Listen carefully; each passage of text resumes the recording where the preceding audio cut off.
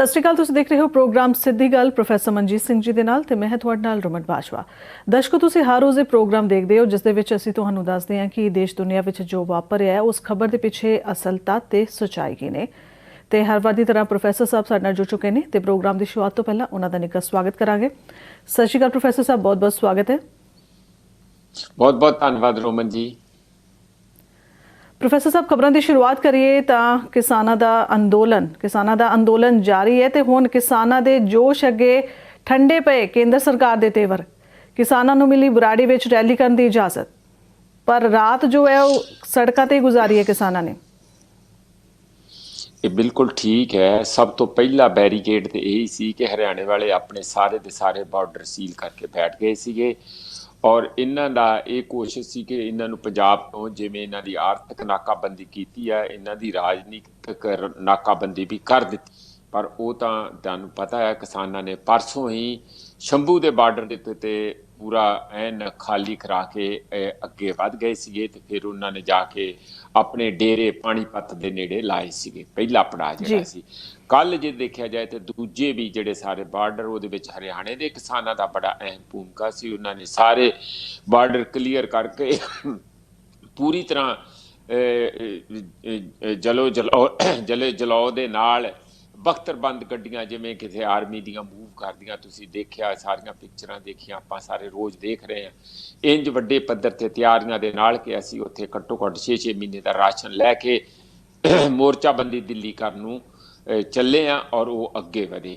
ਹੋਇਆ ਇੰਜ ਹੈ ਕਿ ਕੱਲ ਵੀ ਦੇਖਣ ਨੂੰ ਮੈਂ ਖੁਦ ਗਿਆ ਆ ਜਿਹਨੂੰ ਸਿੰਘੂ ਬਾਰਡਰ ਕਹਿੰਦੇ ਆ ਜਾਂ ਕੁੰਡਲੀ ਜਿਹੜਾ ਏਰੀਆ ਜਿੱਥੋਂ ਬਾਰਡਰ ਸ਼ੁਰੂ ਹਰਿਆਣਾ ਖਤਮ ਹੋ ਕੇ ਤੁਸੀਂ ਦਿੱਲੀ 'ਚ ਐਂਟਰ ਕਰਨਾ GT ਰੋਡ ਦੇ ਉੱਤੇ, ਉੱਥੇ ਦੇਖਣ ਨੂੰ ਮਿਲਿਆ ਕਿ ਰਸਤੇ ਦੇ ਵਿੱਚ ਰੋਮਨ ਜਗ੍ਹਾ ਜਗ੍ਹਾ JCB ਦੇ ਨਾਲ ਜਿਹੜੀ ਸੜਕ ਨੂੰ ਟੋਏ ਪੁੱਟ ਦਿੱਤੇ ਹੋਏ ਸੀ ਜਿਵੇਂ ਕਿ ਕਿਤੇ ਪਾਕਿਸਤਾਨ ਨੇ ਹਮਲਾ ਕਰਨਾ ਹੋਵੇ। ਬਿਲਕੁਲ, ਕਿਸਾਨਾਂ ਤੇ ਪੁਲਿਸ ਦਰਮਿਆਨ ਝੜਪਾਂ ਦੀਆਂ ਖਬਰਾਂ ਜਿਹੜੀਆਂ ਸਾਨੂੰ ਲਗਾਤਾਰ ਕੱਲ ਤੋਂ ਸਾਹਮਣੇ ਆ ਰਹੀਆਂ ਨੇ। ਹਾਂ ਬਿਲਕੁਲ, ਝੜਪਾਂ ਠੀਕ ਤੁਸੀਂ ਕਹਿ ਰਹੇ ਆ। ਉੱਥੇ ਜਦੋਂ ਉੱਥੇ ਅੱਗੇ ਵੱਧ ਰਹੇ ਸੀਗੇ ਤੇ ਕਾਫੀ ਰੁਕਾਵਟਾਂ ਕੱਲ ਵੀ ਸੀਗੀਆਂ, ਕੁਛ ਤੇ ਟ੍ਰੈਫਿਕ ਜੈਮ ਕਰਕੇ, ਕੁਛ ਉਸ ਤਰੀਕੇ ਨਾਲ। ਪਰ ਫਿਰ ਵੀ ਅਸੀਂ ਵੀ ਇੱਥੋਂ ਚੱਲੇ ਸੀ ਇਸ ਵਕਤ 4-5 ਵਜੇ ਅਸੀਂ ਚੱਲ ਕੇ ਪਹੁੰਚ ਗਏ ਸੀ 9-9:30 ਵਜੇ ਤੱਕ। 9 ਵਜੇ ਤੱਕ ਅਸੀਂ ਸਿੰਘੂ ਬਾਰਡਰ ਅੱਜ ਬਹੁਤ ਥੋੜੇ ਕਿਸਾਨ ਉੱਥੇ ਸੀਗੇ, ਕੁਝ ਸੈਂਕੜਿਆਂ ਦੇ ਵਿੱਚ ਹੀ ਸੀਗੇ। ਮੀਡੀਆ ਵਾਲੇ ਵੀ ਉੱਥੇ ਪਹੁੰਚੇ ਹੋਏ ਸੀ। ਤਾਂ ਉੱਥੇ ਦੇਖਣ ਨੂੰ ਇਹ ਸੀ ਕਿ ਅਸੀਂ ਤੇ ਜਦ ਸਾਰੇ ਲੋਕ ਕਿਸਾਨਾਂ ਨੂੰ ਉੱਥੇ ਬਿਠਾ ਕੇ ਸਮਝਾ ਰਹੇ ਸੀ ਵੀ ਅਸੀਂ ਕੋਈ ਜ਼ਬਰਦਸਤੀ ਨਹੀਂ ਕਰਨੀ। ਪੁਲਿਸ ਵਾਲੇ ਵਾਰਨਿੰਗਾਂ ਦੇ ਰਹੇ ਸੀ, ਸਾਰੀ ਤਣਾਅ ਵਾਲੀ ਸਿਚੁਏਸ਼ਨ ਸੀਗੀ। ਤਾਂ ਦੇਖਣ ਨੂੰ ਇਹ ਮਿਲਿਆ ਕਿ ਉਹਨਾਂ ਨੇ ਅਨਪ੍ਰੋਵੋਕਡ ਉੱਥੇ ਲਗਾਤਾਰ ਜਾਨੀ ਜਿਵੇਂ ਮੀਂਹ ਬਰਸਾਤ ਦਾ ਟੀਅਰ ਗੈਸ ਚੱਲ ਬਿਲਕੁਲ ਜੀ ਕਿ ਸਿੰਘੂ ਬਾਰਡਰ ਤੇ ਵੀ ਕਿਸਾਨਾਂ ਨੂੰ ਖਦੇੜਨ ਲਈ ਕੇਂਦਰ ਵੱਲੋਂ ਪੂਰੀ ਵਾਹ ਲਗਾਤੀ ਗਈ ਹੈ। ਉਹਨਾਂ ਤੇ ਪਾਣੀ ਦੀਆਂ ਬੁਛਾੜਾਂ ਕੀਤੀਆਂ ਗਈਆਂ, ਅਥਰੂ ਗੈਸ ਦੇ ਗੋਲੇ ਛੱਡੇ ਗਏ, ਪਰ ਇਸ ਦੇ ਬਾਵਜੂਦ ਕਿਸਾਨ ਉੱਥੇ ਡਟੇ ਰਹੇ। ਬਿਲਕੁਲ, ਇਹ 4 ਘੰਟੇ ਚੱਲਦਾ ਰਿਹਾ, ਕਦੀ ਹਟ ਗਏ ਕਦੀ ਫਿਰ ਇਹ 2 ਵਜੇ ਤੱਕ ਚੱਲਦਾ ਰਿਹਾ। ਔਰ ਉਦੋਂ ਬਾਅਦ ਫਿਰ TV ਤੇ ਖਬਰ ਸੁਣਨ ਨੂੰ ਕਿਤੇ ਮਿਲੀ ਹੈ ਕਿ ਜਿਹੜਾ ਸੈਂਟਰ ਆ ਉਹਨਾਂ ਨੇ ਦੇਖ ਲਿਆ ਕਿ ਇਹ ਤੇ ਚਾਰੇ ਪਾਸਿਓਂ ਦਿੱਲੀ ਦਾ ਸਾਹ ਘੁੱਟਣ ਲੱਗਾ। ਜਿਹੜੇ ਇੱਕ ਪਾਸੇ ਡੱਬ ਵਾਲੀ ਬੜੇ ਜਿਹੜੇ ਚੱਲੇ ਸੀ, ਖਨੌਰੀ ਵਾਲੇ ਚੱਲੇ ਸੀ, ਉਹ ਵੱਧ ਕੇ ਅਲੱਗ-ਅਲੱਗ ਜਿਹੜੀਆਂ ਐਂਟਰੀ ਪੁਆਇੰਟ ਆ ਦਿੱਲੀ ਦੇ 5 ਜਗ੍ਹਾ ਤੋਂ main entry point, even UP ਵੱਲੋਂ ਵੀ ਜਿਹੜਾ ਇੱਕ ਐਂਟਰੀ ਪੁਆਇੰਟ ਆ ਉਹਨਾਂ ਦੇ ਉੱਤੇ ਇਕੱਠੇ ਹੋ ਗਏ ਸੀਗੇ ਕਿਸਾਨ ਤੇ ਸਾਰੀ ਜਗ੍ਹਾ ਟ੍ਰੈਫਿਕ ਜਾਮ ਹੋ ਗਿਆ। ਔਰ ਲੱਗੀ ਦਿੱਲੀ ਆਪਣਾ ਸਾਹ ਘੁੱਟ ਕੇ ਜਦੋਂ ਉਹਨਾਂ ਦਾ ਆਨੇ ਬਾਹਰ ਆਉਣ ਲੱਗੇ ਤਾਂ ਉਹਨਾਂ ਨੇ ਕਿਹਾ ਕਿ ਛੇਤੀ ਅੰਦਰ ਆ ਜਾਓ, ਸਾਡਾ ਤੇ ਬੁਰਾ ਹਾਲ ਹੈ, ਤੁਸੀਂ ਤੇ ਬਿਲਕੁਲ ਹੀ ਸਾਰੇ ਪਾਸੇ ਟ੍ਰੈਫਿਕ ਜੈਮ ਹੈ, ਕੋਈ ਆ ਨਹੀਂ ਸਕਦਾ। ਦਿੱਲੀ ਇੱਕ ਤੁਹਾਨੂੰ ਪਤਾ ਰਾਜਧਾਨੀ ਹੈ ਤੇ ਜੇ ਉੱਥੇ ਆਉਣਾ ਜਾਣਾ ਲੋ ਬੰਦ ਹੋ ਜੇ ਤੇ ਬਹੁਤ ਹੀ ਇੱਕ ਮੁਸ਼ਕਲ ਹੋ ਜਾਂਦੀ ਆ। ਤਾਂ ਉਹਦੇ ਵਿੱਚ ਰੋਮਨ ਆਪ ਪਹਿਲਾਂ ਦੇਖੋ ਤੁਸੀਂ ਲਗਾਤਾਰ ਪਹਿਲਾਂ ਸਾਨੂੰ ਅੰਦਰ ਨਹੀਂ ਸੀ ਹਰਿਆਣੇ ਤੱਕ ਜਾਣ ਦਿੱਤਾ ਜਾਂਦਾ। ਜੇ ਹਰਿਆਣੇ ਦੇ ਅੰਦਰ ਗਏ ਤੇ ਫਿਰ ਉੱਥੇ ਰੋਕਿਆ ਹੀ ਨਹੀਂ ਗਿਆ। ਵਾਰਨਿੰਗ ਦੇ ਕੇ ਅਥਰੂ ਗੈਸ ਦੇ ਨਾਲ ਖਦੇੜਨ ਦੀ ਜਿਸ ਤਰ੍ਹਾਂ ਤਸ਼ੱਦਦ ਢਾਇਆ ਗਿਆ, ਉਹ ਵਾਕਈ ਇੱਕ ਸ਼ਰਮਨਾਕ ਗੱਲ ਸੀ। ਹਾਂ ਬਿਲਕੁਲ, ਉਹ ਸਾਰਾ ਜਦੋਂ ਇਸ ਤਰੀਕੇ ਨਾਲ ਕੀਤਾ ਗਿਆ ਆ ਤਾਂ ਫਿਰ ਜਦੋਂ ਆਪਣੀ ਮਰਜ਼ੀ ਹੋਈ ਤੇ ਫਿਰ ਕਹਿੰਦੇ ਆ ਜਾਓ। ਉਦੋਂ ਤੱਕ ਘੱਟੋ ਘੱਟ ਜਿਹੜਾ ਕੁੰਡਲੀ ਵਾਲੀ ਜਗ੍ਹਾ ਬਾਰਡਰ ਕਹਿੰਦੇ ਆ ਉੱਥੇ ਤੇ ਕਿਸਾਨਾਂ ਨੇ ਇਸ ਗੱਲ ਦਾ ਫੈਸਲਾ ਕਰ ਲਿਆ ਕਿ ਉਹਨਾਂ ਨੂੰ ਸਮਝ ਪੈ ਗਈ ਕਿ ਜਿਹੜੀ ਸਰਕਾਰ ਆ ਉਹ ਇਸ ਗੱਲ ਤੋਂ ਬਹੁਤੀ ਪਰੇਸ਼ਾਨ ਨਹੀਂ ਹੁੰਦੀ ਕਿ ਉੱਥੇ ਅੰਦਰ ਜਾ ਕੇ ਕੋਈ ਰੈਲੀ ਕੀਤੀ ਜਾਏ। ਉਹ ਇਸ ਗੱਲ ਤੋਂ ਪਰੇਸ਼ਾਨ ਆ ਕਿ ਅਸੀਂ ਸੜਕਾਂ ਰੋਕ ਲਈਆਂ ਤਾਂ ਕੁਝ ਕਿਸਾਨਾਂ ਨੇ ਇਸ ਕਿਸਮ ਦਾ ਫੈਸਲਾ ਕੀਤਾ ਕਿ ਅਸੀਂ ਇੱਥੇ ਹੀ ਬੈਠਾਂਗੇ ਕਾਫੀ ਜੋਸ਼ੋ ਖਰੋਸ਼ ਦੇ ਨਾਲ, ਔਰ ਉੱਥੇ ਉਹਨਾਂ ਨੇ ਐਨ ਮੋਰਚਾਬੰਦੀ ਸਿੰਘੂ ਬਾਰਡਰ ਤੇ ਕਰ ਲਈ ਕਿ ਅਸੀਂ ਦਿੱਲੀ ਕੀ ਲੈਣ ਜਾਣਾ, ਅਸੀਂ ਦਿੱਲੀ ਜਾਣਾ ਸੀ, ਅਸੀਂ ਦਿੱਲੀ ਪਹੁੰਚ ਚੁੱਕੇ ਹਾਂ, ਬਿਲਕੁਲ ਉੱਥੇ ਤੱਕ ਪਹੁੰਚ ਚੁੱਕੇ ਹਾਂ, ਔਰ ਹੁਣ ਸਾਡਾ ਅਗਲਾ ਕੰਮ ਇਹ ਪੜਾ ਹੈਗਾ ਕਿ ਅਸੀਂ ਦਿੱਲੀ ਦੇ ਉੱਤੇ ਇਸ ਗੱਲ ਦਾ ਦਬਾਅ ਜੀ ਪਾਉਣਾ ਪ੍ਰੋਫੈਸਰ ਸਾਹਿਬ, ਜਿਵੇਂ ਕਿ ਸਿੰਘੂ ਬਾਰਡਰ ਤੇ ਅੱਜ ਬੈਠਕ ਹੋਈ ਹੈ ਕਿਸਾਨਾਂ ਦੀ, ਜਿਸ ਤੋਂ ਬਾਅਦ ਅਗਲੀ ਰਣਨੀਤੀ ਉਲੀਕੀ ਜਾਏਗੀ। ਹਾਂ ਬਿਲਕੁਲ ਇਹ ਗੱਲ ਠੀਕ ਹੈ ਕਿ ਕੱਲ ਜਿਹੜਾ ਇਹ ਮੀਟਿੰਗ ਦੇ ਵਿੱਚ ਇਹ ਹੋਇਆ ਸੀ, ਉੱਥੇ ਮੀਟਿੰਗ ਦੇ ਵਿੱਚ ਇਹ ਫੈਸਲਾ ਹੋਇਆ ਸੀ ਕਿ ਇੱਕ ਦਿਨ ਘੱਟੋ ਘੱਟ ਅਸੀਂ ਇੱਥੇ ਜ਼ਰੂਰ ਠਹਿਰਾਂਗੇ। ਹੁਣ ਉੱਥੇ ਦੋ ਕਿਸਮ ਦੀ ਰਾਏ ਚੱਲ ਰਹੀ ਹੈ, ਇਹ ਅੱਜ ਪਤਾ ਲੱਗ ਜੂਗਾ ਕਿ ਗੱਲ ਕੀ ਅਖੀਰ ਦੇ ਵਿੱਚ ਹੁੰਦੀ ਹੈ। ਇੱਕ ਰਾਏ ਇਹ ਹੈਗੀ ਹੈ ਕਿ ਆਪਾਂ ਨੂੰ ਹੁਣ, ਕਿਉਂਕਿ ਸਰਕਾਰ ਨੇ ਖੁਦ ਕਹਿ ਰਹੀ ਹੈ ਕਿ ਆ ਜਾਓ, ਹੁਣ ਰੁਕਾਵਟਾਂ ਖਤਮ ਹੋ ਗਈਆਂ, ਦਿੱਲੀ ਜਾ ਕੇ ਬਰਾੜੀ ਵਾਲੀ ਜਗ੍ਹਾ ਜਿੱਥੇ ਨਿਰੰਕਾਰੀਆਂ ਦਾ ਬਹੁਤ ਵੱਡਾ ਇਕੱਠ ਵਗੈਰਾ ਹੁੰਦਾ, ਉਹ ਬਹੁਤ ਜਗ੍ਹਾ ਹੈ ਜਿੱਥੇ ਟਰੈਕਟਰ ਟਰਾਲੀਆਂ ਪੂਰੀ ਛਾਉਣੀ ਉੱਥੇ ਅਕਮੋਡੇਟ ਹੋ ਸਕਦੀ, ਕਈ ਕਿਲੋਮੀਟਰ ਦੀ ਜਗ੍ਹਾ ਹੈਗੀ, ਤੇ ਉਹਨਾਂ ਨੇ ਉਹ ਜਗ੍ਹਾ ਨੂੰ ਉੱਥੇ ਅਲਾਟ ਕਰ ਦਿੱਤਾ, ਉੱਥੇ ਸਾਰੇ ਕਿਸਾਨਾਂ ਨੂੰ ਇਨਵਾਈਟ ਕੀਤਾ ਜਾ ਰਿਹਾ। ਦੂਜੇ ਪਾਸੇ ਕਿਸਾਨ ਇਹ ਸੋਚਦੇ ਆ ਕਿ ਨਹੀਂ, ਸਾਨੂੰ ਅਲੱਗ-ਅਲੱਗ ਬਾਰਡਰਾਂ ਦੇ ਉੱਤੇ ਇਸੇ ਤਰੀਕੇ ਨਾਲ ਨਾਕਾਬੰਦੀ ਕਰਕੇ ਰੱਖਣੀ ਚਾਹੀਦੀ ਆ, ਜਿਹਦੇ ਨਾਲ ਸਰਕਾਰ ਦੇ ਉੱਤੇ ਤੇ ਦਿੱਲੀ ਦੀ ਹਕੂਮਤ ਦੇ ਉੱਤੇ ਜ਼ਿਆਦਾ ਦਬਾਅ ਬਣ ਰਿਹਾ। ਹੁਣ ਇਸ ਵਿੱਚੋਂ ਕੁੱਲ ਕਲੈਕਟਿਵ ਓਪੀਨੀਅਨ ਕੀ ਬਣ ਕੇ ਨਿਕਲਦੀ ਹੈ, ਕਿਉਂਕਿ ਇੱਕ ਪਾਸੇ ਇਹ ਇਸ ਤਰ੍ਹਾਂ ਦੀ ਮੋਰਚਾਬੰਦੀ ਹੈ, ਤੁਸੀਂ ਇੰਝ ਕਹਿ ਲਓ ਕਿ ਇੱਕ ਪਾਸੇ ਮਿਸਲ ਜਿਹੜੀ ਹੈ ਉਹ ਏਕਤਾ ਅਗਰਾਹਾਂ ਵਾਲਿਆਂ ਦੀ ਹੈ, BKU ਏਕਤਾ ਅਗਰਾਹਾਂ ਵਾਲਿਆਂ ਦੀ ਆ, ਦੂਜੇ ਪਾਸੇ 30 ਜਥੇਬੰਦੀਆਂ ਇਸ ਪਾਸੇ ਆ, ਉਧਰ 30 ਜਥੇਬੰਦੀਆਂ ਦੇ ਉਸ ਪਾਸੇ ਵੀ ਬੰਦੇ ਹੋਣਗੇ, ਪਰ ਜ਼ਿਆਦਾ ਜਿਹੜੇ ਖਨੌਰੀ ਔਰ ਡੱਬ ਵਾਲੀ ਤੋਂ ਨਿਕਲੇ ਉਧਰ ਅਗਰਾਹਾਂ ਵਾਲੇ ਜ਼ਿਆਦਾ, ਕਿਉਂਕਿ ਉਹ ਮਾਲਵੇ ਦਾ ਹਿੱਸਾ। ਇਸ ਪਾਸੇ ਜਿਹੜੀ ਕੁੰਡਲੀ ਦੇ ਏਰੀਏ ਦੇ ਵਿੱਚ ਦੁਆਬੇ ਤੇ ਮਾਝੇ ਦੇ ਜਿਹੜੇ ਸਾਰੇ ਕਿਸਾਨ ਆ, ਇਹਨਾਂ ਨੇ ਮੋਰਚਾ ਮੱਲਿਆ ਹੋਇਆ, ਤੇ ਦੇਖਦੇ ਆ ਜੋ ਵੀ ਹੋਊਗਾ ਠੀਕ ਹੋਊਗਾ। ਜੇ ਉੱਥੇ ਵੀ ਪਹੁੰਚ ਜਾਂਦੇ ਆ ਸਾਰੇ ਕਿਸਾਨ ਬਰਾੜੀ ਦੇ ਵਿੱਚ, ਉੱਥੇ ਕੈਂਪ ਵੱਡਾ ਲੱਗ ਜਾਂਦਾ, ਕੰਟੋਨਮੈਂਟ ਬਣ ਜਾਂਦਾ ਕਿਸਾਨਾਂ ਜੀ। ਹੁਣ ਇਸ ਧਰਨੇ ਵਿੱਚ ਮਾਝੇ ਦੇ ਕਿਸਾਨ ਵੀ ਸ਼ਾਮਿਲ ਹੋ ਗਏ ਨੇ ਨਾ।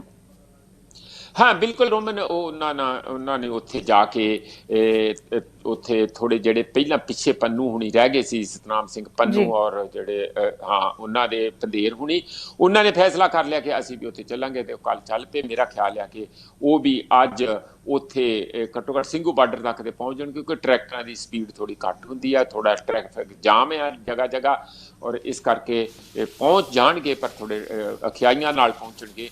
ਪਰ ਇਹ ਕੁੱਲ ਮੈਨੂੰ ਲੱਗਦਾ ਕਿ ਅਲਟੀਮੇਟਲੀ ਸਾਰਾ ਉੱਥੇ ਬਰਾੜੀ ਦੇ ਵਿੱਚ ਹੀ ਮੋਰਚਾਬੰਦੀ ਹੋਊਗੀ। ਜੀ ਪ੍ਰੋਫੈਸਰ ਸਾਹਿਬ, ਜਿਵੇਂ ਕਿ ਕਿਸਾਨ ਅੰਦੋਲਨ ਵਿੱਚ ਰਾਜਨੀਤੀ ਜੋ ਸੀ ਉਹ ਪੂਰੀ ਤਰ੍ਹਾਂ ਗਰਮਾ ਗਈ, ਤੇ ਇਸ ਅੰਦੋਲਨ ਨੂੰ ਰਾਜਨੀਤਿਕ ਰੂਪ ਦੇਣ ਦੀ ਕੋਸ਼ਿਸ਼ ਕੀਤੀ ਗਈ, ਤੇ ਇਸ ਦੌਰਾਨ ਵੱਖ-ਵੱਖ ਸਿਆਸੀ ਆਗੂਆਂ ਦੇ ਪ੍ਰਤੀਕਰਮ ਵੀ ਸਾਹਮਣੇ ਆਏ ਨੇ, ਜਿਸ ਵਿੱਚ ਭਗਵੰਤ ਮਾਨ ਵੱਲੋਂ ਸੰਸਦ ਦਾ ਵਿਸ਼ੇਸ਼ ਇਜਲਾਸ ਬਣਾਉਣ ਦੀ ਮੰਗ ਕੀਤੀ ਗਈ ਹੈ, ਤੇ ਮਹਾਰਾਣੀ ਪਰਨੀਤ ਕੌਰ ਸੰਸਦ ਮੈਂਬਰ ਵੱਲੋਂ ਪ੍ਰਧਾਨ ਮੰਤਰੀ ਕਿਸਾਨਾਂ ਦੇ ਫਿਕਰ ਦੂਰ ਕਰਨ। ਇਹ ਦੇਖੋ, ਇਹ ਬਹੁਤ ਅਲੱਗ-ਅਲੱਗ ਕਿਸਮ ਦੇ ਸਾਰਿਆਂ ਦੇ ਪ੍ਰਤੀਕਰਮ ਆਏ ਆ। ਹਰ ਕੋਈ ਚਾਹੁੰਦਾ ਕਿ ਹੁਣ, ਕਿਉਂਕਿ ਇਹ ਹਾਲਾਤ ਗਰਮਿਆਂ, ਤੰਦੂਰ ਗਰਮਿਆਂ, ਰੋਟੀ ਸੇਕ ਲਓ, ਇਹ ਤੇ ਇਸੇ ਕਿਸਮ ਦਾ ਕੰਮ ਆ। ਲੀਡਰਾਂ ਨੂੰ ਤੇ ਨਹੀਂ, ਇਹ ਤੇ ਕਿਸਾਨਾਂ ਦੀ ਮੂਵਮੈਂਟ ਹੈ। ਲੀਡਰਾਂ ਨੂੰ ਤੇ ਨੇੜੇ ਤੇੜੇ ਵੀ ਉਹ ਫੜਕਣ ਨਹੀਂ ਦਿੰਦੇ, ਉਹਨਾਂ ਨੂੰ ਪਤਾ ਕਿ ਇਹ ਸਾਨੂੰ ਵੇਚ ਵੱਟ ਜਾਂਦੇ ਹੈਗੇ, ਸਾਡੀ ਤਾਕਤ ਨੂੰ ਵੇਚ ਵੱਟ ਕੇ ਬਾਹਰ ਹੀ ਬੋਲੀ ਲਾ ਕੇ ਚਲੇ ਜਾਂਦੇ ਆ, ਫਾਇਦਾ ਲੈ ਲੈਂਦੇ। ਇਸ ਕਰਕੇ ਹੁਣ ਇਹ ਬਿਆਨ ਨਹੀਂ ਦੇ ਸਕਦੇ ਆ, ਬਿਆਨ ਜਿਹੜੇ ਬੜੇ ਇੰਟਰਸਟਿੰਗ ਆ। ਸਭ ਤੋਂ ਪਹਿਲਾਂ ਤੁਸੀਂ ਆਪਣੇ ਕੇਂਦਰੀ ਮੰਤਰੀ ਦਾ ਸੁਣ ਲਓ, ਉਹ ਕਦੇ ਸੁੱਤਾ ਪਿਆ ਸੀ, ਪਤਾ ਨਹੀਂ ਘੂਕ ਕੁੰਭ ਕਰਨ ਦੀ ਨੀਂਦੇ, ਤੇ ਹੁਣ ਫੱਟ ਦੇਣੀ ਜਦੋਂ ਕੱਲ ਚੋਕ ਹੋਇਆ, ਸਾਹ ਕੁੱਟਣ ਲੱਗਾ, ਦਿੱਲੀ ਦਾ ਸਾਰੀਆਂ ਸੜਕਾਂ ਬੰਦ ਹੋਈਆਂ, ਕਿਸਾਨਾਂ ਨੇ ਵੱਡੇ ਪੱਧਰ ਤੇ ਮੋਰਚਾਬੰਦੀ ਕੀਤੀ, ਤਾਂ ਹੁਣ ਫੱਟ ਦੇਣੀ ਬਿਆਨ ਆਇਆ ਕਿ ਦੇਖੋ ਮੈਂ ਤੇ ਤਿਆਰ ਹਾਂ, ਛੇਤੀ ਆਓ ਛੇਤੀ ਆਓ। ਪਹਿਲਾਂ 3 ਤਰੀਕ ਕਿਉਂ ਦਿੱਤੀ ਸੀ? ਪਹਿਲਾਂ ਹੀ ਤੁਸੀਂ 25 ਤਰੀਕ ਦੇ ਦਿੰਦੇ, 24 ਤਰੀਕ ਦੇ ਦਿੰਦੇ, ਤੁਹਾਡੇ ਸਾਹਮਣੇ ਸਾਰਾ ਕੁਝ ਹੋ ਰਿਹਾ ਸੀ। ਉਹਨਾਂ ਨੂੰ ਲੱਗਦਾ ਸੀ ਕਿ ਖੱਟਰ ਰੋਕ ਲੂਗਾ, ਅਸੀਂ ਤੇ ਆਰਾਮ ਨਾਲ ਬੈਠੇ ਰਾਂਗੇ। ਜਦੋਂ ਖੱਟਰ ਦਾ ਕੰਮ ਖਟਾਰਾ ਖੜਾ ਹੋ ਗਿਆ, ਤਾਂ ਫਿਰ ਉਹਨਾਂ ਨੇ ਕੁਦਰਤੀ ਆ, ਹੁਣ ਉਹਨਾਂ ਨੂੰ ਸੇਕ ਲੱਗਾ, ਤੇ ਹੁਣ ਕਹਿੰਦੇ ਛੇਤੀ ਆਓ ਸਾਡੇ ਨਾਲ ਗੱਲ ਕਰੋ। ਗੱਲ ਤੇ ਜੀ ਬਿਲਕੁਲ ਜੀ, ਜਿਸ ਤਰ੍ਹਾਂ ਕਿ ਖੇਤੀਬਾੜੀ ਮੰਤਰੀ ਨਰਿੰਦਰ ਸਿੰਘ ਤੋਮਰ ਨੇ ਕਿਸਾਨਾਂ ਨੂੰ ਅੰਦੋਲਨ ਖਤਮ ਕਰਨ ਦੀ ਅਪੀਲ ਕੀਤੀ ਹੈ ਇੱਕ ਵਾਰ, ਤੇ ਦੁਬਾਰਾ 3 ਦਸੰਬਰ ਨੂੰ ਪ੍ਰਸਤਾਵ ਰੱਖਿਆ ਗੱਲਬਾਤ ਦਾ। ਹਾਂ ਉਹ ਇਸ ਤਰੀਕੇ ਨਾਲ ਰੋਮਨ ਬਹੁਤਾ ਹੋਣਾ ਨੇ ਕੁਛ ਨਹੀਂ ਹੈਗਾ ਅਜੇ, ਤੇ ਹੁਣ ਕਿਸਾਨ ਆਪਣੀਆਂ ਟਰਮਸ ਦੇ ਉੱਤੇ ਦੇਖਣਗੇ। ਇਸੇ ਤਰੀਕੇ ਨਾਲ ਖੱਟਰ ਸਾਹਿਬ ਵੀ ਹਰਿਆਣੇ 'ਚ ਕਹਿ ਰਹੇ ਆ, ਭਈ ਦੇਖੋ ਗੱਲਬਾਤ ਨਾਲ ਗੱਲ ਚੱਲਣੀ ਚਾਹੀਦੀ ਹੈ, ਅੱਗੇ ਚੱਲੋ। ਕਾਹਨੂੰ ਤੁਸੀਂ ਹੁਣ ਐਵੇਂ ਕਰਦੇ, ਤੇ ਰੋਕਿਆ ਕਾਹਦੇ ਲਈ ਸੀ, ਉਹ ਕਾਹਦੇ ਲਈ ਸੀ? ਇਸ ਕਰਕੇ ਇਹਨਾਂ ਦੇ ਸਾਰਿਆਂ ਦੇ, ਭਗਵੰਤ ਮਾਨ ਦੇ ਜਿਹੜੀ ਤੁਸੀਂ ਗੱਲ ਕਹੀ ਹੈ ਸਪੈਸ਼ਲ ਸੈਸ਼ਨ ਸੱਦ ਲੈਣ। ਉਹ ਤੇ ਕਹਿੰਦੇ ਸਾਡੇ ਕਾਨੂੰਨ ਠੀਕ ਹੈ, ਸਪੈਸ਼ਲ ਸੈਸ਼ਨ ਕਾਹਦੀ ਸੱਦਣਗੇ। ਹੁਣ ਜੋ ਜਿਹਦੇ ਮੂੰਹ ਚ ਆਉਂਦਾ ਉਂਝ ਹੀ ਕਹਿੰਦੇ। ਸਭ ਤੋਂ ਇੰਟਰਸਟਿੰਗ ਹੈ ਰੰਧਾਵਾ ਸਾਹਿਬ ਦਾ, ਸੁਖਜਿੰਦਰ ਸਿੰਘ ਰੰਧਾਵਾ ਸਾਡੇ ਜਿਹੜੇ ਮੰਤਰੀ ਪੰਜਾਬ ਦੇ, ਉਹ ਕਹਿੰਦੇ ਕਿ ਅੰਨਾ ਹਜ਼ਾਰੇ ਕਿੱਥੇ ਚਲੇ ਗਿਆ, ਉਹਨੂੰ ਬੁਲਾਓ ਹੁਣ, ਉਹ ਨਰਿੰਦਰ ਮੋਦੀ ਦੇ ਘਰ ਸਾਹਮਣੇ ਜਾ ਕੇ ਭੁੱਖ ਹੜਤਾਲ ਰੱਖੀ। ਕਿਉਂਕਿ ਉਹ ਕਿਸਾਨਾਂ ਦੇ ਹੱਕ 'ਚ ਬਹੁਤ ਬੋਲਦੇ ਆ, ਉਹ ਖੁਦ ਵੀ ਕਿਸਾਨ ਆ ਉੱਥੇ, ਕਿ ਉਹਨਾਂ ਨੂੰ ਆ ਕੇ ਹੁਣ ਭੁੱਖ ਹੜਤਾਲ ਰੱਖਣੀ ਚਾਹੀਦੀ। ਅੱਗੇ ਵੀ ਉਹਨਾਂ ਨੇ ਰੱਖੀ ਸੀ। ਪ੍ਰਨੀਤ ਕੌਰ ਦਾ ਤੁਸੀਂ ਦੱਸੇ ਦਿੱਤਾ, ਹੋਰ ਜਿਹਦਾ ਵੀ ਜੋ ਵੀ ਲੱਗਦਾ ਆ, ਈਵਨ ਢੀਂਡਸਾ ਉਹਨਾਂ ਦਾ ਵੀ ਬਿਆਨ ਇਸ ਤਰੀਕੇ ਦਾ ਹੀ ਆਇਆ ਕਿ ਹੁਣ ਅਸੀਂ ਹਿਊਮਨ ਰਾਈਟਸ ਦਾ ਸਵਾਲ ਬਣ ਗਿਆ ਵੀ ਇਹਦੇ ਤੇ ਹਿਊਮਨ ਰਾਈਟਸ ਕਮਿਸ਼ਨ ਕੋਲ ਜਾਵਾਂਗੇ। ਮਤਲਬ ਇੰਨੀ ਇੰਟਰਸਟਿੰਗ ਸਾਰੀ ਜਿਹੜੀ ਪੈਟਰਨ ਸਾਹਮਣੇ ਆ ਰਿਹਾ ਆ। ਕੋਈ ਵੀ ਲੀਡਰ ਕਹਿੰਦਾ ਕਿ ਮੈਂ ਪਿੱਛੇ ਨਾ ਰਹਿ ਜਾ, ਕੋਈ ਨਾ ਕੋਈ ਤੇ ਬਿਆਨ ਛੋਟਾ ਮੋਟਾ ਦੇ ਹੀ ਦਿਓ, ਕਿਉਂਕਿ ਕਿਸਾਨਾਂ ਦਾ ਮਾਮਲਾ ਹੁਣ ਕਿਸਾਨ ਸਾਰਿਆਂ ਨੂੰ ਚੇਤੇ ਆ ਗਏ ਆ। ਰੋਮਨ ਜੀ, ਪ੍ਰੋਫੈਸਰ ਸਾਹਿਬ, ਖਬਰਾਂ ਦਾ ਸਿਲਸਿਲਾ ਅਸੀਂ ਜਾਰੀ ਰੱਖਾਂਗੇ, ਪਰ ਇੱਥੇ ਰੁਕ ਰਹੇ ਇੱਕ ਛੋਟੇ ਜਿਹੇ ਬ੍ਰੇਕ ਦੇ ਲਈ। ਤੁਸੀਂ ਬਣੇ ਰਹੋ ਸਾਡੇ ਨਾਲ ਚੜ੍ਹਦੀ ਕਾ ਟਾਈਮ ਟੀਵੀ ਤੇ।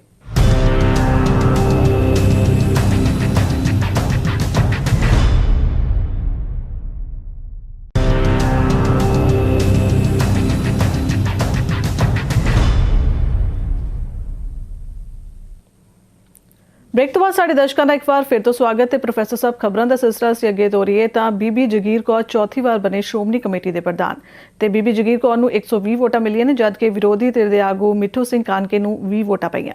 ਇਹ ਠੀਕ ਆ, ਉੱਥੇ 20 ਵੋਟਾਂ ਇਹ ਸਾਰੀਆਂ ਨਾਲ ਤੇ ਕੋਈ ਬਹੁਤੀ ਗੱਲ ਬਣਦੀ ਨਹੀਂ ਹੈਗੀ। ਇਹ ਤੇ ਗੱਲ ਹੈ ਹੀ ਹੈ ਕਿ ਜਿਹੜੀ ਹੁਣ ਵਾਲੀ SGPC ਦੀ ਕਮੇਟੀ ਆ ਉਹਦੇ ਤੇ ਅਕਾਲੀਆਂ ਦਾ ਕਬਜ਼ਾ ਆ, ਔਰ ਉਹ ਹੀ ਜਿਸ ਨੂੰ ਖੜਾ ਕਰਦੇ ਆ ਉਹੀ ਬਣੂਗਾ। ਪਰ ਸਵਾਲ ਇਹ ਹੈ ਕਿ ਉਹਨਾਂ ਨੇ ਤਕਰੀਬਨ ਸਾਰੀ ਕਮੇਟੀ ਬਦਲ ਕੇ ਰੱਖਤੀ, ਇਕੱਲਾ ਪ੍ਰਧਾਨ ਨਹੀਂ ਬਦਲਿਆ। ਇਸ ਗੱਲ ਦਾ ਠੰਡ ਠੰਡੌਲਾ ਪਾਉਣ ਲਈ ਕਿ ਹੁਣ ਜਿਹੜੇ 328 ਸਵਰੂਪ ਇੱਥੇ ਹੈਗੇ ਆ ਉਹ ਕਿਤੇ ਮਿਲੇ ਨਹੀਂ, ਉਹਦੀ ਕੋਈ ਇਨਕੁਆਇਰੀ ਹੋਈ, ਜਿੰਨੀ ਕੁ ਹੋਈ ਕੁਛ ਨੂੰ ਸਜ਼ਾਵਾਂ ਵੀ ਮਿਲੀਆਂ। ਪਰ ਇਹ ਚੌਥੀ ਵਾਰੀ ਹੁਣ ਬੀਬੀ ਜਗੀਰ ਕੌਰ ਨੂੰ ਪ੍ਰਧਾਨ SGPC ਦਾ ਬਣਾਇਆ। ਇਹ ਚੰਗੀ ਗੱਲ ਵੀ ਹੈ, ਵੈਸੇ ਕਈਆਂ ਨੂੰ ਚੰਗੀ ਗੱਲ ਨਹੀਂ ਲੱਗੀ ਕਿ ਇੱਕ ਤੇ ਔਰਤ ਹੋਣ ਦੇ ਨਾਤੇ ਇੱਕ ਸਿੱਖ ਸੰਸਥਾ ਦੇ ਵਿੱਚ ਤੁਸੀਂ ਪੋਪ ਕਦੀ ਔਰਤ ਨਹੀਂ ਦੇਖੀ ਹੋਊਗੀ। ਇਸ ਤਰੀਕੇ ਨਾਲ ਹੋਰ ਵੀ ਤੁਸੀਂ ਮਸਜਿਦ ਦੇ ਵਿੱਚ ਵੀ ਕੋਈ ਔਰਤ ਨੂੰ ਨਹੀਂ ਦੇਖਦੇ ਇਮਾਮ। ਇਹ ਜੇ ਸਾਡੀ ਆ ਇੱਕ ਸਾਡੀ ਵਿਲੱਖਣਤਾ ਹੈਗੀ। ਮੈਨੂੰ ਚੰਗਾ ਇਸ ਗੱਲੋਂ ਲੱਗਦਾ ਕਿ ਔਰਤਾਂ ਦਾ ਬੋਲਬਾਲਾ ਹੁੰਦਾ। ਫਿਰ ਜਗੀਰ ਕੌਰ ਤੁਹਾਨੂੰ ਪਤਾ ਧਰਤੀ ਨਾਲ ਜੁੜੇ ਹੋਏ ਇਨਸਾਨ ਵੀ ਹੈਗੇ। ਬਾਕੀ ਤੁਸੀਂ ਦੇਖੋ ਦਾਗ ਤੇ ਚੰਦ ਦੇ ਉੱਤੇ ਵੀ ਹੈਗਾ, ਜਿਹਨੂੰ ਮਰਜ਼ੀ ਤੁਸੀਂ ਕਹੀ ਜਾਓਗੇ ਕਿ ਆਹ ਮਾੜਾ, ਉਹ ਤੇ ਚੱਲੀ ਜਾਣਾ ਹੈ। ਪਰ ਜੇ ਇਸ ਕਿਸਮ ਦਾ ਫੈਸਲਾ ਤੇ ਇਹ ਚੰਗਾ ਫੈਸਲਾ ਹੈ, ਕੋਈ ਮਾੜਾ ਨਹੀਂ। ਪਰ ਹੋਰ ਵੀ ਚੰਗਿਆਂ ਲੋਕਾਂ ਨੂੰ ਇਸ ਗੱਲ ਦੀ ਕੋਈ ਇਹ ਤੇ ਹੈ ਤੇ SGPC ਦਾ ਆਪਣਾ ਫੈਸਲਾ ਜਾਂ ਅਕਾਲੀ ਦਲ ਜੋ ਵੀ ਉਹਨਾਂ ਦੇ ਆਪਣੇ ਮੈਂਬਰ ਉਹਨਾਂ ਦਾ ਫੈਸਲਾ, ਪਰ ਹੋਰ ਲੋਕਾਂ ਨੂੰ ਵੀ ਇਸ ਗੱਲ ਦਾ ਮੌਕਾ ਦੇਣਾ ਚਾਹੀਦਾ ਸੇਵਾ ਕਰਦਾ। ਚੌਥੀ ਵਾਰੀ ਦਿੱਤਾ ਹੈ ਤੇ ਵੈਲਕਮ ਗੱਲ ਹੈਗੀ ਆ। ਜਿਸ ਤਰ੍ਹਾਂ ਮੈਂ ਸ਼ੁਰੂ 'ਚ ਕਹਿ ਤਾ, ਨਾਲ ਹੀ ਜਿਹੜੀ ਕਮੇਟੀ ਬਦਲ ਕੇ ਹੁਣ ਇਹ ਕੋਸ਼ਿਸ਼ ਕੀਤੀ ਜਾ ਰਹੀ ਹੈ ਕਿ ਜੋ ਅਸੀਂ ਕਮੇਟੀ ਬਦਲਣ ਦਾ ਮਤਲਬ ਇਹ ਮੈਸੇਜ ਦੇਣ ਦੀ ਕੋਸ਼ਿਸ਼ ਹੈ ਕਿ ਸਜ਼ਾ ਦੇਤੀ, ਪੁਰਾਣਿਆਂ ਨੇ ਸਜ਼ਾ ਦੇਤੀ, ਜਿਨ੍ਹਾਂ ਨੇ ਆਪਣੀ ਜ਼ਿੰਮੇਵਾਰੀ ਪੂਰੀ ਨਹੀਂ ਨਿਭਾਈ, ਹੁਣ ਉਹਨਾਂ ਨੂੰ ਬਦਲ ਦਿੱਤਾ ਗਿਆ। ਹੁਣ ਅਸੀਂ ਨਵੇਂ ਢੰਗ ਨਾਲ ਨਵੇਂ ਰੂਪ ਦੇ ਵਿੱਚ ਕੰਮ ਕਰਾਂਗੇ। ਤਾਂ ਮੈਨੂੰ ਤੇ ਪੂਰੀ ਕੋਈ ਇਸ ਕਿਸਮ ਦਾ ਭਰੋਸਾ ਤੇ ਨਾ ਉਮੀਦ ਨਹੀਂ ਹੈਗੀ, ਕਿਉਂਕਿ ਉਹੋ ਹੀ ਲੋਕ ਆ, ਉੱਪਰ ਥੱਲੇ ਕਰਨ ਦੇ ਨਾਲ ਚੀਜ਼ ਦੀ ਤਸਵੀਰ ਨਹੀਂ ਬਦਲ ਜਾਂਦੀ।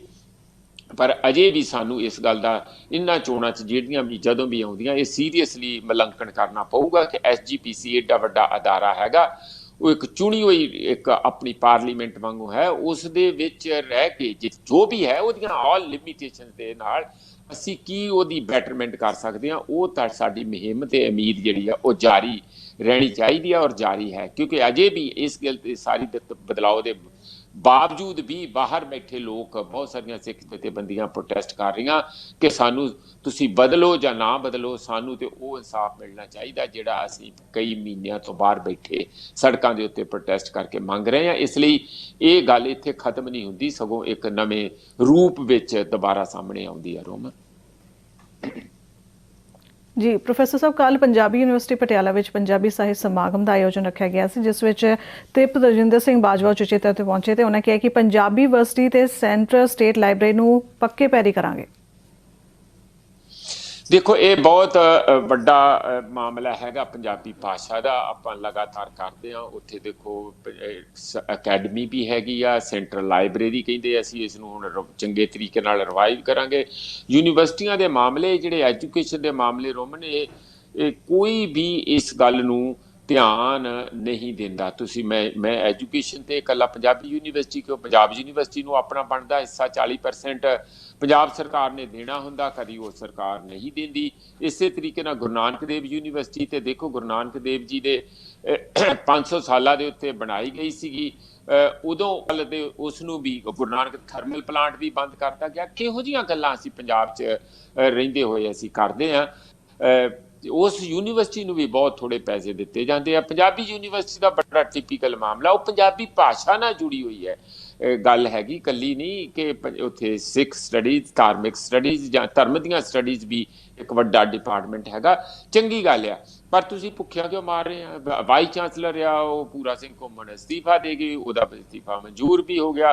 ਅਸਤੀਫਾ ਕਿਸ ਗੱਲ ਲਈ ਦੇ ਕੇ ਗਏ? ਉਹ ਤੇ 300 ਕਰੋੜ ਰੁਪਈਆ ਮੰਗ ਰਹੇ ਆ ਕਿ ਸਾਡੇ ਇੰਨੀ ਭਰਤੀ ਹੋ ਗਈ ਆ ਔਰ ਗ੍ਰੇਡ ਇੰਨੇ ਉੱਚੇ ਆ, ਤੁਸੀਂ ਉਹ ਪੈਸੇ ਤੇ ਸਾਨੂੰ ਦਿਓ, ਕਿਉਂ ਭੁੱਖਾ ਮਾਰਦੇ ਆ? ਯੂਨੀਵਰਸਿਟੀਆਂ ਨੂੰ ਤੁਸੀਂ ਕਾਰਪੋਰੇਟ ਫਰਮ ਬਣਾ ਕੇ ਥੋੜੀ ਚਲਾ ਸਕਦੇ ਆ ਕਿ ਉਹ ਅਸਲ 'ਚ ਜਿਹੜੀਆਂ ਸਰਕਾਰਾਂ ਉਹ ਕੀ ਉਮੀਦ ਕਰ ਰਹੀਆਂ ਕਿ ਜਿਸ ਤਰੀਕੇ ਨਾਲ ਪ੍ਰਾਈਵੇਟ ਅਦਾਰੇ, ਯੂਨੀਵਰਸਿਟੀ, ਮੈਂ ਨਾਂ ਨਹੀਂ ਲੈਣਾ ਚਾਹੁੰਦਾ ਕੱਲੀ ਦਾ, ਜਿਹੋ ਜਿਹੀਆਂ ਇੱਥੇ ਮਠਿਆਈਆਂ ਵੇਚਦੇ ਬਾਅਦ 'ਚ ਯੂਨੀਵਰਸਿਟੀਆਂ ਬਣਾ ਕੇ ਬੈਠ ਗਏ ਆ, ਉਹ ਮੋਟਾ ਧਨ ਕਮਾ ਰਹੇ ਆ ਯੂਨੀਵਰਸਿਟੀਆਂ 'ਚੋਂ ਪੜ੍ਹਾਈ ਦੇ ਨਾਂ ਦੇ ਉੱਤੇ। ਪਤਾ ਨਹੀਂ ਪੜ੍ਹਾਈ ਕਿੰਨੀ ਕੁ ਹੁੰਦੀ ਆ, ਉਹ ਤੇ ਸਰਕਾਰ ਨੂੰ ਦੱਸਣੀ ਚਾਹੀਦੀ ਆ। ਕਦੀ ਕੋਈ ਕਿਸੇ ਕਿਸਮ ਦੀ ਰਿਪੋਰਟ ਆਪ ਸਰਕਾਰ ਨਹੀਂ ਦਿੰਦੀ। ਲੋਕਾਂ ਦਾ ਪੈਸਾ ਇੰਨਾ ਜਾਂਦਾ ਆ, ਪਰ ਇਹ ਉਸੇ ਤਰਜ਼ ਦੇ ਉੱਤੇ ਸਾਡੀਆਂ ਸਰਕਾਰਾਂ ਚਾਹੁੰਦੀਆਂ ਕਿ ਜੇ ਲਵਲੀ ਯੂਨੀਵਰਸਿਟੀ ਜਾਂ ਹੋਰ ਯੂਨੀਵਰਸਿਟੀਆਂ ਇੰਨਾ ਪੈਸਾ ਕਮਾ ਰਹੀਆਂ ਆ ਤਾਂ ਫਿਰ ਕਿਉਂ ਨਹੀਂ ਸਾਡੀਆਂ ਯੂਨੀਵਰਸਿਟੀਆਂ ਸਾਨੂੰ ਵੀ ਪੈਸਾ ਨਾਲੇ ਕਮਾ ਕੇ ਸਰਕਾਰ ਨੂੰ ਪੈਸਾ ਦੇਣ ਤੇ ਨਾਲੇ ਬੱਚਿਆਂ ਨੂੰ ਪੜ੍ਹਾਉਣ। ਇਸ ਪਾਸੇ ਨੂੰ ਚੱਲਣਾ। ਇਹਦਾ ਮਤਲਬ ਇਹ ਹੈ ਕਿ ਜਿਹੜੇ ਆਮ ਬੱਚੇ ਆ, ਜਿਹੜੇ ਸਰਕਾਰੀ ਅਦਾਰਿਆਂ ਦੇ ਵਿੱਚ ਜਾ ਕੇ ਨੋਮੀਨਲ ਫੀਸਾਂ ਦੇ ਕੇ ਦਲਿਤ ਬੱਚੇ ਜਾਂ ਹੋਰ ਗਰੀਬ ਘਰਾਂ ਦੇ ਬੱਚੇ ਹਾਇਰ ਐਜੂਕੇਸ਼ਨ ਲੈ ਕੇ ਆਪਣਾ ਜਿਹੜਾ ਸਾਰਾ ਫਿਊਚਰ ਨੂੰ ਬਰਾਈਟ ਕਰਦੇ ਸੀ, ਭਵਿੱਖ ਨੂੰ ਉਜਲਾ ਕਰਦੇ ਸੀ, ਉਸਦੇ ਦਰਵਾਜ਼ੇ ਬੰਦ ਕਰਨਾ ਚਾਹੁੰਦੇ ਆ। ਇਹ ਗੱਲ ਤੇ ਰੋਮਨ ਬਿਲਕੁਲ ਹੀ ਕਿਸੇ ਵੀ ਰੂਪ ਦੇ ਵਿੱਚ ਮਨਜ਼ੂਰ ਨਹੀਂ ਹੋਣੀ ਚਾਹੀਦੀ। ਇਸ ਲਈ ਉੱਥੇ ਦੇ ਹੋਰ ਟੀਚਰ ਵੀ ਹੈਗੇ ਆ ਜਿਨ੍ਹਾਂ ਨੂੰ ਅਡਾਕ ਤੌਰ ਦੇ ਉੱਤੇ ਲਾਇਆ। ਉਹ ਲਗਾਤਾਰ ਕਿੰਨੀ ਵਾਰੀ ਮਿੰਨਤਾਂ ਤਰਲੇ ਕਰ ਚੁੱਕੇ ਆ। ਕੋਈ ਟੀਚਰ ਟੈਂਕੀਆਂ ਤੇ ਚੜਿਆ, ਜਾਣੀ ਜੋ ਸਾਡਾ ਸਿੱਖਿਆ ਦਾ ਹਾਲ ਮਾੜਾ ਕੀਤਾ ਆ, ਤੁਸੀਂ ਆਪਾਂ ਰੋਜ਼ ਖਬਰਾਂ ਦਿੰਦੇ ਆ, ਉਹ ਸਰਕਾਰ ਨੂੰ ਇੱਕ ਪੀਸਮੀਲ ਗੱਲ ਨਹੀਂ ਕਰਨੀ ਚਾਹੀਦੀ, ਸਗੋਂ ਓਵਰਆਲ ਇੱਕ ਪਾਲਿਸੀ ਦੇ ਤਹਿਤ ਵੱਡੇ ਪੱਧਰ ਤੇ ਜੇ ਤੁਸੀਂ ਹੈਲਥ ਜਾਨੀ ਸਿਹਤ ਤੇ ਸਿੱਖਿਆ, ਇਹਦੇ ਵਿੱਚ ਕੋਈ ਵੀ ਸੂਬਾ ਇਨਵੈਸਟ ਨਹੀਂ ਕਰਦਾ, ਉਹ ਸਮਝ ਲਓ ਸੂਬਾ ਮਰਿਆ ਹੀ ਮਰਿਆ, ਡੁੱਬਿਆ ਹੀ ਡੁੱਬਿਆ। ਇਹ ਪਰ ਇੱਥੇ ਦੋਹਾਂ ਹੀ ਚੀਜ਼ਾਂ ਨੂੰ ਬੜੇ ਵੱਡੇ ਪੱਧਰ ਤੇ ਬੇਧਿਆਨ ਕੀਤਾ ਗਿਆ। ਕੇਂਦਰੀ ਸਰਕਾਰ ਵੱਲੋਂ ਵੀ, ਸੂਬਿਆਂ ਦੀ ਸਰਕਾਰ ਵੱਲੋਂ ਵੀ, ਤੇ ਜਿਹੜੇ ਪ੍ਰਾਈਵੇਟ ਅਦਾਰੇ ਆ ਉਹਨਾਂ ਨੂੰ ਖੁੱਲੀਆਂ ਛੁੱਟੀਆਂ ਦਿੱਤੀਆਂ। ਹੁਣ ਇਹ ਆਪਣਾ ਜਿਹੜਾ ਬਿਆਨ ਆਇਆ ਤ੍ਰਿਪਤ ਰਜਿੰਦਰ ਸਿੰਘ ਬਾਜਵਾ ਹੋਣਾ ਦਾ, ਦੇਖਦੇ ਆ ਕਿੰਨੀ ਧਰਾਤਲ ਦੇ ਉੱਤੇ ਗੱਲ ਹੁੰਦੀ ਆ, ਪਰ ਮੈਨੂੰ ਕੋਈ ਬਹੁਤੀ ਉਮੀਦ ਹੈ ਨਹੀਂ। ਕੈਬਨਿਟ ਮੰਤਰੀ ਵੱਲੋਂ ਸ਼੍ਰੋਮਣੀ ਸਾਹਿਤਕਾਰ ਪੁਰਸਕਾਰ ਵੀ ਜਲਦ ਦੇਣ ਦਾ ਭਰੋਸਾ ਦਿੱਤਾ ਗਿਆ ਹੈ। ਹਾਂ ਬਿਲਕੁਲ, ਉਹ ਤੇ ਕਈ ਪੈਸੇ ਦੇ ਬਹਾਨੇ ਹੁੰਦੇ ਆ ਕਿ ਜਾਂ ਇਗਨੋਰ, ਜਾਨੀ ਥੋੜਾ ਨਿਗਲੈਕਟ ਵੀ ਹੁੰਦਾ ਕਿ ਕੀ ਛੱਡੋ ਪਰਾਂ, ਪੰਜਾਬੀ ਆ, ਪੰਜਾਬੀ ਦਾ ਕੀ ਆ। ਜੇ ਇਸ ਤਰੀਕੇ ਨਾਲ ਅਸੀਂ ਕਰਾਂਗੇ, ਕਿਸੇ ਸਾਹਿਤ ਤੇ ਸੱਭਿਆਚਾਰ ਨਾਲ ਇਹੋ ਜਿਹਾ ਵਤੀਰਾ ਕਰਾਂਗੇ, ਉਹ ਕੌਮਾਂ ਬਚਦੀਆਂ ਨਹੀਂ। ਜਿਹੜੀ ਭਾਸ਼ਾ ਆ ਉਹ ਕੱਲੀ ਕਿਤੇ ਕਮਿਊਨੀਕੇਸ਼ਨ ਲਈ ਭਾਸ਼ਾ ਨਹੀਂ ਹੁੰਦੀ, ਉਹ ਕਿਸੇ ਵੀ ਕੌਮ ਦੀ ਆਤਮਾ ਹੁੰਦੀ ਹੈ, ਜਿੱਥੇ ਉਹ ਪੂਰਾ ਧੁਰ ਅੰਦਰੋਂ ਆਪਣੀ ਸਾਰੀ ਜੀਵਨ ਤੇ ਆਪਣਾ ਜਿਹੜਾ ਹਾਵ ਭਾਵ ਆ ਉਹ ਪ੍ਰਗਟ ਕਰ ਸਕਦੇ। ਇਸ ਲਈ ਭਾਸ਼ਾ ਜੇ ਮਰ ਜਾਂਦੀ ਆ ਤੇ ਉਹ ਕੌਮ ਮਰ ਜਾਂਦੀ ਹੈ। ਇਹ ਸਾਹਿਤ ਤੇ ਪਾਸਾ, ਉਹਦੇ ਤੇ ਖਾਸ ਧਿਆਨ ਦੇਣਾ ਚਾਹੀਦਾ। ਪਰ ਜੋ ਅਸੀਂ ਦੇਖ ਰਹੇ ਹਾਂ ਕਿ ਅੱਜ ਦੀ ਤਰੀਕ ਦੇ ਵਿੱਚ ਜਿੰਨੇ ਵੀ ਸਰਕਾਰੀ ਅਦਾਰੇ ਆ ਉਹਨਾਂ ਨੂੰ ਏਡੇ ਵੱਡੇ ਪੱਧਰ ਦੇ ਉੱਤੇ ਨਿਗਲੈਕਟ ਕੀਤਾ ਜਾ ਰਿਹਾ। ਉਹਨਾਂ ਨੂੰ ਬਿਲਕੁਲ ਜਿਵੇਂ ਐਂ ਸਮਝਿਆ ਜਾ ਰਿਹਾ ਕਿ ਇਹ ਕਿਸੇ ਦੇ ਵੀ, ਇਹਨਾਂ ਦਾ ਕੋਈ ਵੀ ਮਾਲਕ ਨਾ ਹੋਏ, ਔਰਫੰਡ ਕਰ ਦਿੱਤਾ। ਇਹ ਐਟੀਟਿਊਡ ਬਦਲ ਕੇ ਵੱਡੇ ਪੱਧਰ ਤੇ, ਜਿਵੇਂ ਮੈਂ ਪਹਿਲਾਂ ਕਿਹਾ, ਇਨਵੈਸਟ ਕਰਨਾ ਪਊਗਾ। ਪੁਰਸਕਾਰ ਵੀ ਦੇਣੇ ਪੈਣਗੇ, ਪੁਰਸਕਾਰ ਨਾਲੋਂ ਜ਼ਿਆਦਾ ਕਿ ਵੱਡੇ ਪੱਧਰ ਤੇ ਫੰਡ ਦਿੱਤੇ ਜਾਣ ਤਾਂ ਕਿ ਇਹਨਾਂ ਅਦਾਰਿਆਂ ਨੂੰ ਥੋੜਾ ਸਾਹ ਆਉਂਦਾ ਰਹੇ। ਰੋਮਨ ਬਿਲਕੁਲ ਜੀ। ਸੋ ਪ੍ਰੋਫੈਸਰ ਸਾਹਿਬ, ਖਬਰਾਂ ਦਾ ਸਿਲਸਿਲਾ ਅਸੀਂ ਇੱਥੇ ਸਮਾਪਤ ਕਰ ਰਹੇ ਹਾਂ। ਹੁਣ ਵੇਲਾ ਚਲਿਆ ਤੁਹਾਡੇ ਤੋਂ ਇਜਾਜ਼ਤ ਲੈਣ ਦਾ। ਤੁਸੀਂ ਆਪਣਾ ਕੀਮਤੀ ਸਮਾਂ ਕੱਢਿਆ, ਉਹਦੇ ਲਈ ਤੁਹਾਡਾ ਬਹੁਤ ਬਹੁਤ ਧੰਨਵਾਦ। ਬਹੁਤ ਬਹੁਤ ਸ਼ੁਕਰੀਆ ਰੋਮਨ ਜੀ, ਤੁਹਾਡੀ ਟੀਮ ਦਾ, ਸਾਡੇ ਸਰੋਤਿਆਂ ਦਾ ਤੁਹਾਡਾ ਬਹੁਤ ਬਹੁਤ ਧੰਨਵਾਦ। ਦਰਸ਼ਕੋ, ਤੁਸੀਂ ਦੇਖ ਰਹੇ ਸੀ ਪ੍ਰੋਗਰਾਮ ਸਿੱਧੀ ਗੱਲ। ਕੱਲ ਫਿਰ ਹਾਜ਼ਰ ਹੋਵਾਂਗੇ, ਤਦ ਤੱਕ ਲਈ ਦਿਓ ਇਜਾਜ਼ਤ। ਧੰਨਵਾਦ।